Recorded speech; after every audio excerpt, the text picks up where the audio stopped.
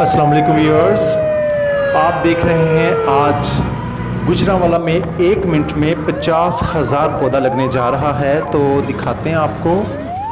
और आप ये देख रहे हैं कि जीटी रोड ग्रीन बेल्ट्स जो है, यहाँ पर स्टूडेंट्स जो हैं बिल्कुल रेडी हैं। तो दिखाते हैं आपको, मेरे साथ रहिएगा।